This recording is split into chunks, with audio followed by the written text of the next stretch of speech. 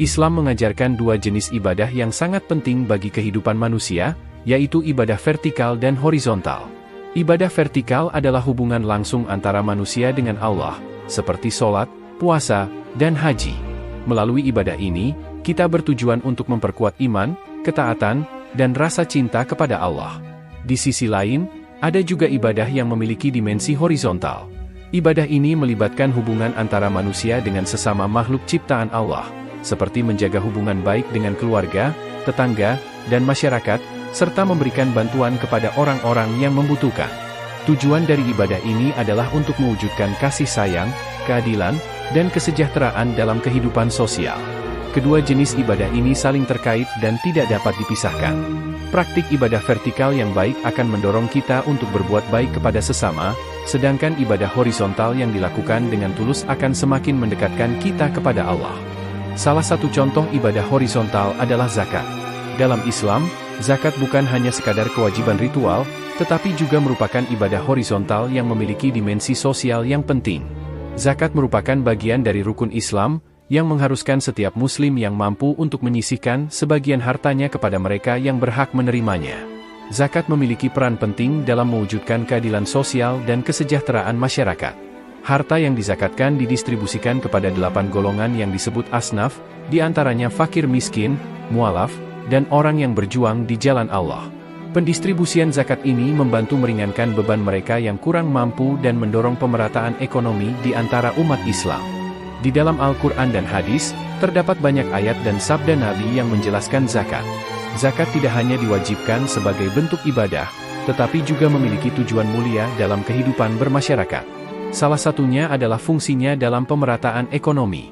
Al-Quran memerintahkan untuk mengambil zakat dari harta tertentu yang dimiliki seorang muslim.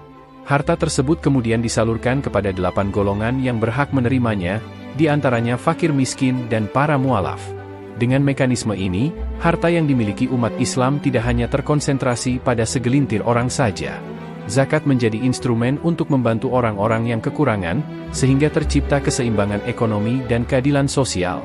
Dalam Quran Surat Al-Hasyr, ayat 7 Allah berfirman, "Apa saja harta yang diperoleh tanpa peperangan, yang dianugerahkan Allah kepada Rasul-Nya dari penduduk beberapa negeri adalah untuk Allah, Rasul, kerabat, Rasul, anak yatim, orang miskin, dan orang yang dalam perjalanan. Demikian, agar harta itu tidak hanya beredar di antara orang-orang kaya saja di antara kamu." Syaikh Wahbah Az-Zuhaili dalam karyanya Tafsirul Munir, mengemukakan bahwa ayat ini adalah prinsip penting pemerataan ekonomi. Sebab, peredaran harta tidak boleh hanya terbatas pada orang kaya. Hal ini dapat mengakibatkan penguasaan orang kaya atas orang miskin dan perputaran harta hanya di antara mereka. Menurut Syaikh Wahbah, praktik pembagian harta yang adil dan merata merupakan prinsip utama dalam mencapai distribusi harta yang merata bagi semua orang. Dengan demikian, semua orang dapat merasakan manfaatnya dan terhindar dari kesenjangan ekonomi yang ekstrim. Agar peredaran harta tidak hanya terbatas kepada orang-orang kaya dan tidak ada yang sampai kepada orang-orang miskin, sehingga orang-orang kaya menguasai orang-orang miskin dan membagi-bagi harta hanya di antara mereka. Praktik pembagian seperti ini adalah prinsip pemerataan ekonomi bagi setiap orang dan tercapainya distribusi harta yang merata kepada semua orang.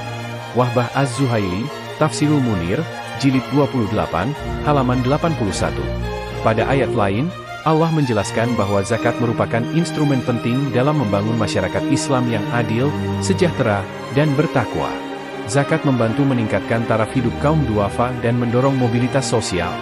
Di sisi lain, zakat menumbuhkan rasa empati, kepedulian, dan solidaritas di antara sesama muslim. Allah berfirman, "Sesungguhnya zakat itu hanyalah untuk orang-orang fakir, orang-orang miskin, para amil zakat, orang-orang yang dilunakkan hatinya, mualaf, untuk memerdekakan, para hamba sahaya, untuk membebaskan, orang-orang yang berutang, untuk jalan Allah dan untuk orang-orang yang sedang dalam perjalanan, yang memerlukan pertolongan, sebagai kewajiban dari Allah. Allah Maha Mengetahui lagi Maha Bijaksana." Quran Surat At-Taubah ayat 60.